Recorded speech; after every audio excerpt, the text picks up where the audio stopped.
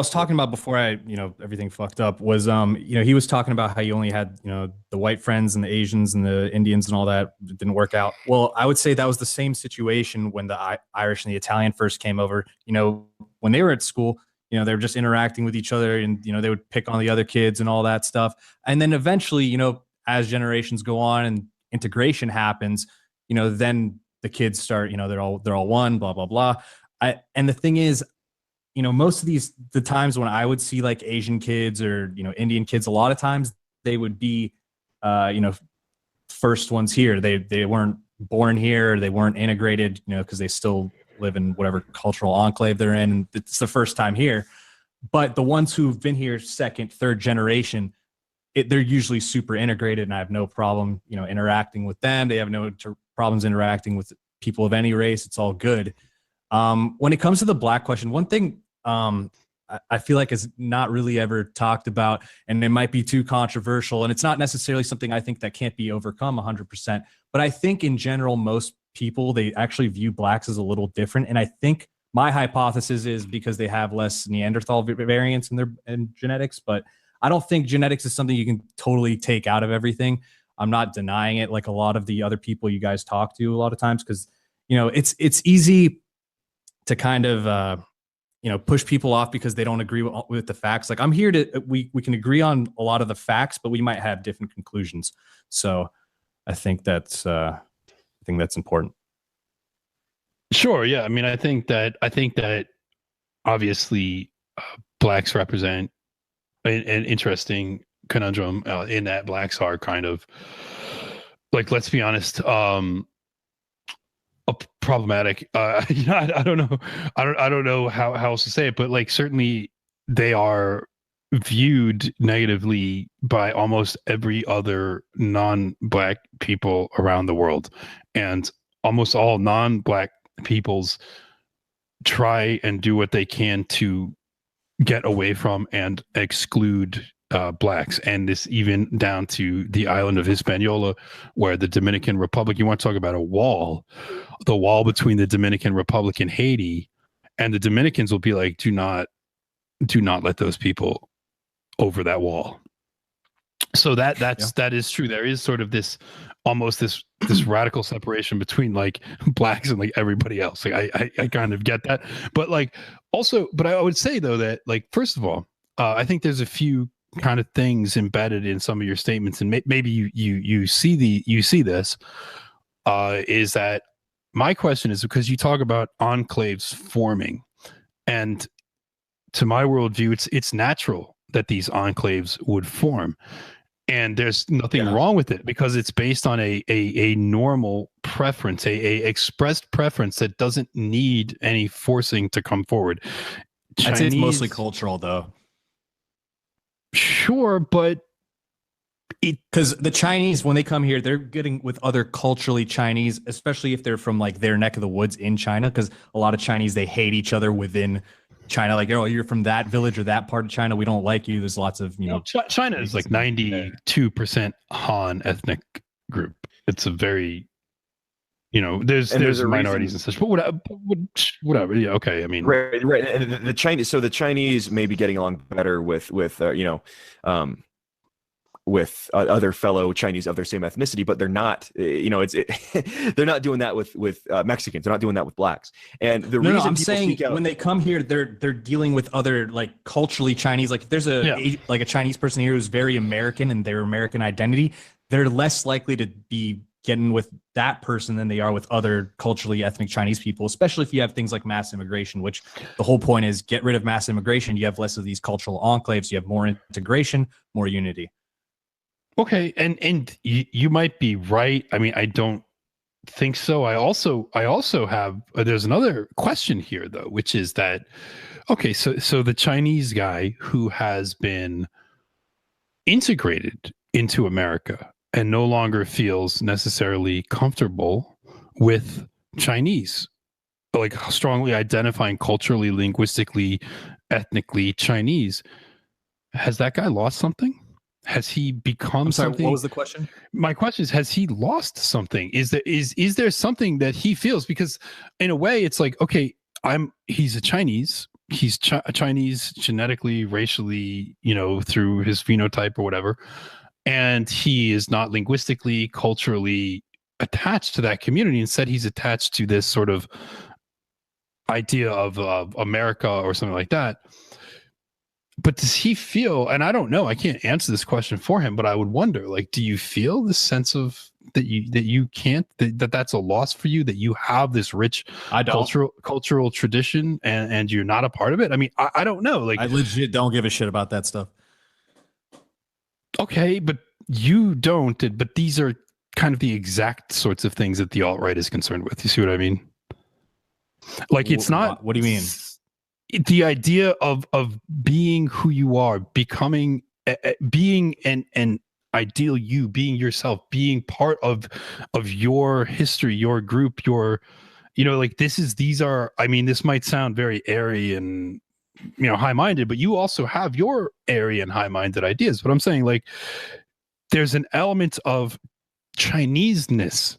And if a Chinese person comes to America and integrates into this, what I consider to be sort of degenerate, deracinated, mass consumerist culture, I feel like that guy, I mean, I can't say, but I would guess that guy maybe has felt like he's lost something. He's lost a part of himself. He's not connected to this rich heritage that is really, frankly, part of his birthright, what he belongs to. And there's nothing wrong with that. A lot of people feel that way. You don't think that people feel that way about being Chinese? Go to China. I would push back on that. Not with the. Yeah, and you can look at people who are saying, we see a lot of the leading agitators on Hispanic identity movements or Black identity movements who have been here for a while. They're second generation, third generation, fourth. But they're not integrated because they're by definition of being part of those movements, in my opinion. Well, hold on. You're right, but they attack America. They attack America as being a white supremacist country, as being a white supremacist racist country, and in a way, because America has been, this uniquely white and explicitly white country for a very, very long time. And so I can understand why they're making these criticisms. But I think those criticisms are coming from a point of them not feeling like they have not feeling like they can fully integrate with the American story. Yeah. They can never fully identify as an American because America was founded explicitly by and for Europeans. It was founded for European Americans. And so this is where some of the animosity towards American history comes from and the American founding fathers. And when we talk about what it is that those people integrate to, we're talking about a standard that was set and created by whites. So like the integration to the American culture, and that's what a lot of those groups see as offensive. Now, I see it as kind of they're waging their own culture war by coming here and then asking us to conform. They see it as oppressive of us to say, hey, if you're coming here, you conform. And it just creates this rift, this tension that doesn't need to happen, because frankly, both of those kinds of people, I think one of the problems in the present day discourse is there's no real way to talk about, advocate for, and articulate whiteness, white identity, and what it means, what it is, and the culture that was created. But I agree with the left in that sense that, like, yes, America, white supremacist, if you want to use that term, but just a culture that was dominated, created, built by white people. And therefore, when people are asked to integrate, that's what they're asked to integrate to. And when you see an Asian guy, frankly, in everyday speak, in everyday talk, when you see, say, an Asian guy, a Chinese guy that has kind of integrated, you'd be, well, that guy acts white. I mean, this is something that people say. This guy acts white. He's that guy's Asian, but he kind of acts white. Listen to how he talks, and so it's expected. I don't ever say acts white. I never even you don't, but you don't. But this, I mean, I think it's more common in the Black community. They say, "Oh, you act in white because you're educated or something like that." That's more common happens, but I don't think that's what we should aspire to be as people. I don't think we should all aspire to be like that. We're not aspiring to be that, but that's just the way it happens. That's just what happens when people from other groups integrate into American, and again, like I hate this term white supremacist because it's not a belief about supremacy. This is the rhetoric they use. Right. Yeah, no, but it was dominated by European Americans. Yeah, and when people of other groups come here and they do integrate, and I'm not saying it's impossible, it does happen. They are talked about by other members of their racial cultural group as, hey, that guy is white. He's becoming more white. And in a sense, that's where this whole idea of becoming white comes from. But like that and that then becomes a weapon to attack the very real idea of whiteness as connected to, you know, the people that are racially white, that establish the culture and that naturally integrate into it. These other groups don't necessarily naturally integrate into it, and they lose something by integrating into it. They lose a piece of themselves. And I know you're not worried about that. That's not something that you're concerned with. But again, the alt-right does have different value set, and we are very much concerned. I don't think you can lose something you never had, you know, especially if you were born here. You didn't necessarily have that. You know, you might be born and there's like a historical, like your ancestors. I think you're not attached to them. You don't know them. They're dead. But you don't know any other ancestors either. You don't have to know ancestors, period. You're you as a person. You know the people around you. Those are the people you know. That's a worldview that I just don't ascribe to. I think that there's many people that have a deep value system associated with their ancestors, and the Chinese are some of the biggest, and Koreans. Wow, go to those cultures. Ancestor worship in those cultures is very big deal, and it was in European history as well, the Romans, etc. And veneration of ancestors is a thing that a lot of people have done, and I think that to sort of cut yourself off from that feeling of rootedness, of tradition, of existing in this world as part of a long chain of people, like the expression of a line, a bloodline, a nation, like these are valuable feelings and ways of being, and these are being taken away from us in lieu of what is being presented as the alternative. I find much less attractive, which is sort of this deracinated, uncultured, kind of undifferentiated, you know, consumerist mass. I never talk about uncultured. I know you, but I'm saying that what is presented as the American thing now is, I think, not something anybody of any race, any culture should want to identify with, because it is just, frankly, an atrocious mess that advocates for all kinds of, you know, cutting yourself off from your roots, cutting yourself off from culture, not believing in anything, not have any values. I think essentially we coming to like this nihilist consumerism. And again, that's another thing that I see as a result of multiculturalism, multiracialism. The society loses itself and then doesn't have anything to ground itself on. Well, that cutting off aspect was actually present in the original United States, like we talked about, cutting off the titles, basically getting rid of dual citizenship, basically saying you're not those people anymore, you're an American. Right, but that didn't mean you abandon your family. It didn't mean you give up your family history. People still had their family crest. No one's saying abandon your family. I promote those ideals as a way of creating the kind of United States I want, because I believe that those kind of incentives will lead people to return. They will essentially. If it leads to that, that's fine. I mean, just let it play out whatever way it plays out. But I'm saying, if you base, like, let's say, you know, my ideal system of have the ideas and values, and let's say it leads to a 90%, 80%, you know, white America. That's fine if that's what it leads to. I don't give a shit if it's, you know, 95% white. I don't care if it's, okay, you know, even like whatever it leads to, I think would be a good. But okay, that's the point. Okay. But if it does lead to a 90% white America, don't you think there's some information contained in that result that's important? Sure. Do you think there's an important thing to learn from that? If it does, hey, maybe fine. These values are themselves the product of a white civilization. I mean, that's my argument. These enlightenment. I don't 100% disagree with that. That's why I talked about, like, let's say we're talking about like group averages a lot of times, right? Like group average tendencies. You're breaking up. Okay. Can you hear me clear? Yeah, I can hear you fine. Okay. We're talking about group averages and tendencies, and we're saying like this group or whatever, they tend to be more towards these values, and this group maybe towards these values, etc.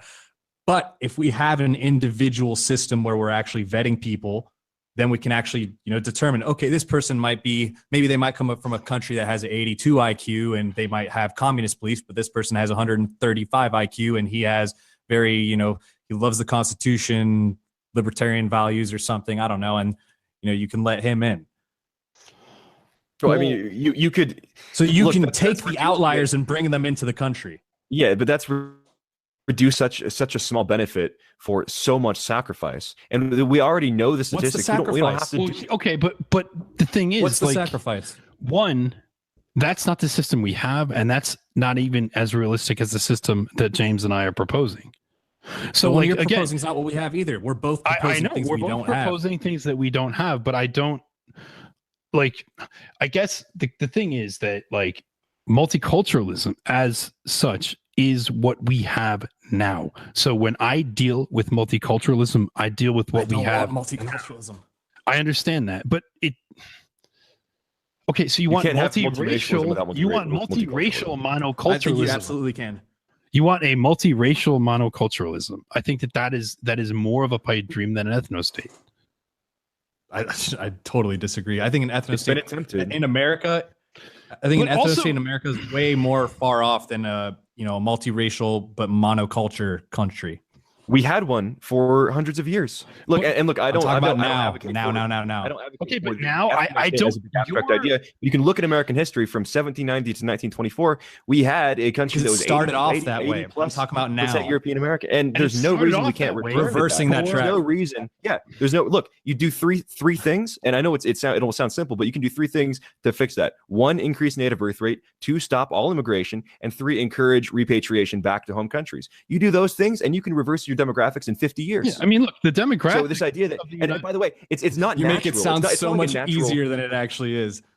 You know what's hard is replacing a native population of their home country. It's not natural for people to be replaced in their home country. That's not a natural thing that just happens, right? It's not just water flowing downhill. That's not a natural thing. That's the result replacement of a deliberate policy.